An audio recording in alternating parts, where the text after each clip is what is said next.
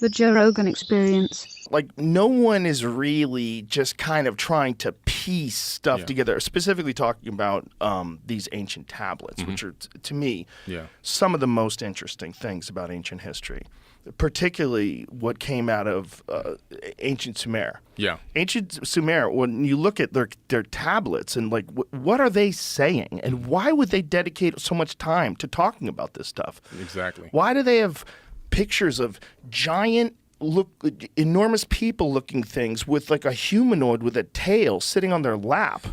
Like, what is this, just fiction? Yeah.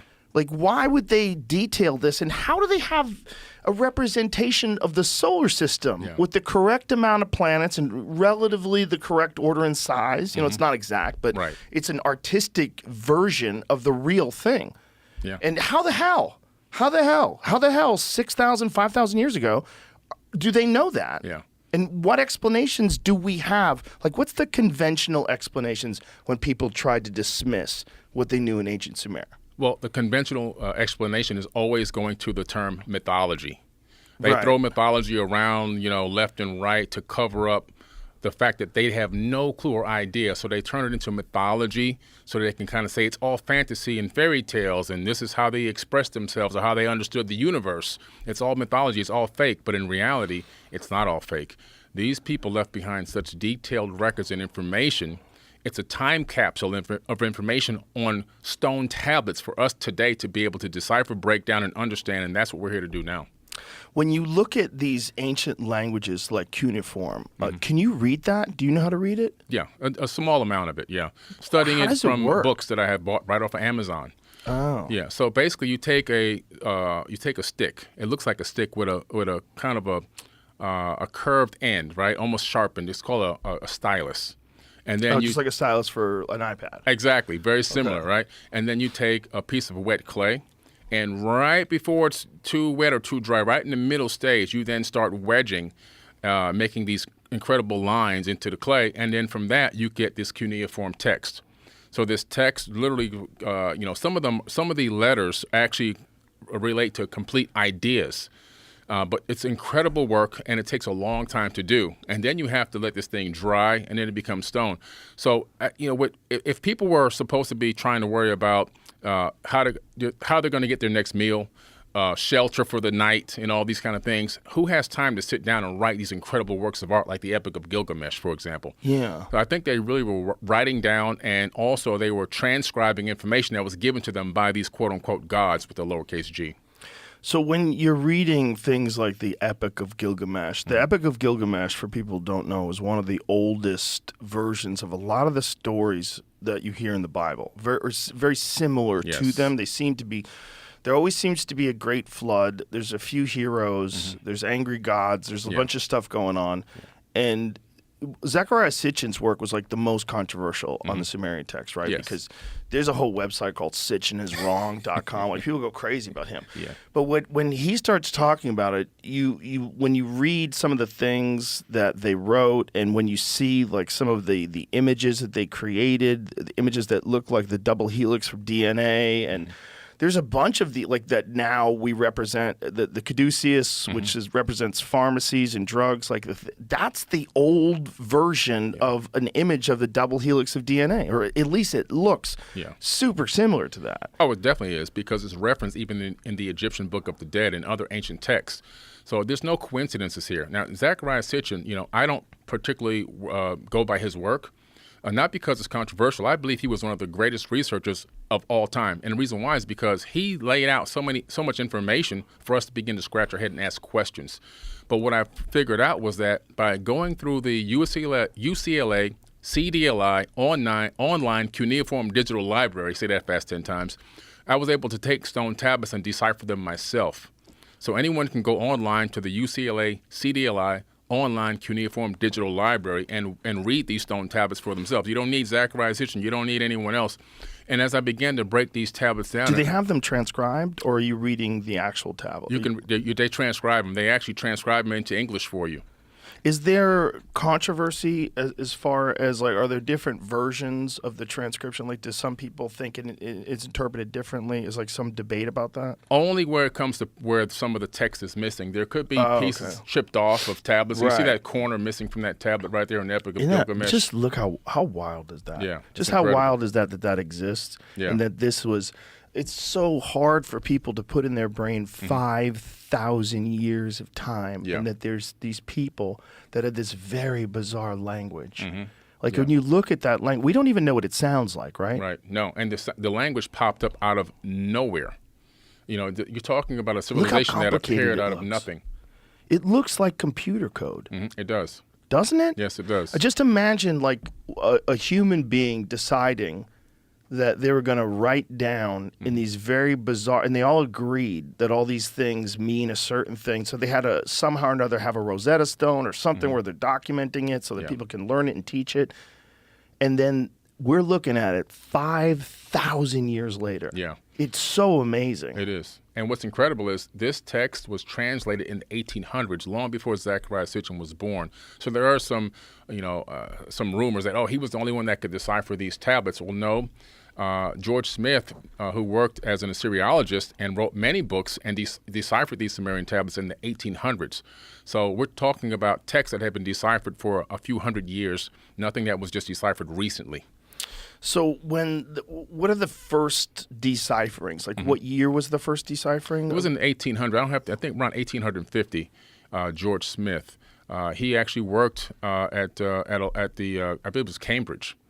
And what was his take? Like, when he's reading all these wacky stories and all the Anunnaki stuff, like, Yeah. what's his take on it? He is literally subscribing to this information the way almost that you and I see it today. These people saw something, experienced something, interacted with something, and he cataloged it, and it inspired him to write a complete translation of the Enuma Elish and the 7 tablets of creation. And he talks about the fact that that information was copied right from those tablets and put into the Old Testament of the Bible. And so, not exactly like it's going to go from here to the Bible, but it went into other ancient papyruses and scriptures and so forth. And then later on, when it was discovered in caves, people took those and then said, okay, we got to put this into a book. And then it became the Bible much later, around 100 AD. But he subscribed to the theory that these people interacted with beings in some way, shape, or form, and that also this information is so incredible that it became part of the biblical text. Did you ever read the Dead Sea Scrolls? Yes, yeah. So the Dead Sea Scrolls, what was it found in? What year was that? It was in Qumran, right? They found It's them in these- Qumran, but I think again this was also, I believe, in the late 1800s or early 1900s. is when they found Yeah. them. So these things are written on animal skins, and this is this is a very old version of those exact same stories, or some of similar stories. Yeah. There's a lot of weirdness in the Dead Sea Scrolls. Like, Yeah. I haven't read it, but is there any references to anything that's similar, like Anunnaki type characters, the Nephilim, or anything like that in the Dead Sea Scrolls? They show up everywhere in the Dead Sea Scrolls and the Enuma Elish and the Epic of Atrahasis. Of course, even in the Bible, they're known as the Anak, A-N-A-K. We were grasshoppers in their eyesight, it says in the biblical text. So no matter where you go in any culture, you're going to discover that these beings, in some way, shape, or form, engaged mankind, brought knowledge, teaching, building techniques, and just so much more wisdom and information, esoteric wisdom, alchemy. All these things came from these people. So the craziest version of this story is that they genetically engineered us out of lower primates and put us here to mine gold.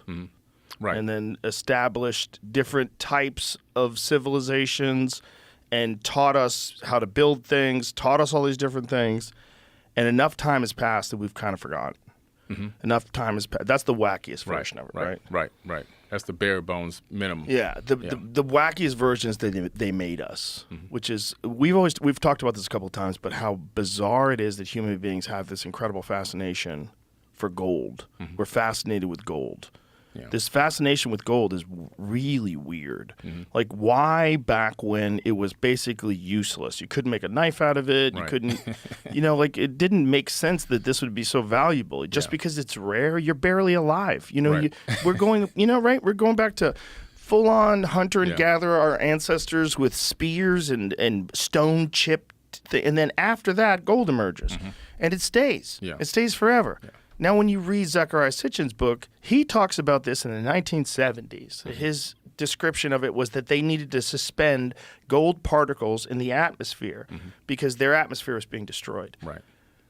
Then you move to like somewhere around the 2000s when climate scientists start proposing this idea of suspending reflective particles in the atmosphere. Right. And then when you realize the unique properties of gold, how unusual it is in terms of like a building material, you can coat things. The reason why things are like coated in gold, silver plated, gold plated rather, you can take a tiny piece of gold and cover an enormous area with it. It's a strange metal. Yeah. Like really weird. And what, the supposed story is, it's very common on Earth, very rare on Nibiru. Right. Yeah, that's the story. And now when I started looking into this gold thing myself, and here's what I came up with. So when you start analyzing the text, you discover that there was an encampment in a place called South Africa at Adam's Calendar. Okay. Now, at Adam's Calendar, there's actually the very first gold mines discovered. They're dating them back to about 200,000 years ago. And that's incredible because there's a building there that looks like a worn down structure. Now, in the tablets, it talks about the fact that the Ijiji, who were the working class Anunnaki beings who were cleaning out the Euphrates and Tigris River so they can create irrigation and create a bustling civilization. Also, they were doing the actual construction themselves. No people needed, just them working. They were like the construction workers, and Anu and Enki and Enlil, these leader gods, were like the foremen, the master architects and so forth, right? The boss. So these people were working, but they weren't supposed to be enslaved. They were volunteers. They got tired of doing the work, according to them, for about 250,000 years of labor on Earth, and also, according to them, on Mars. This is in the text. They call it Lamu.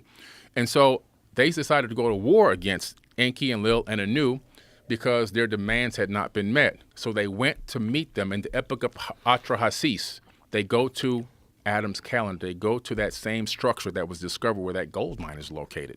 I was like, holy crap, there is some link here to gold. Specifically, exactly, I don't know. But I know if you're an advanced civilization, you need gold.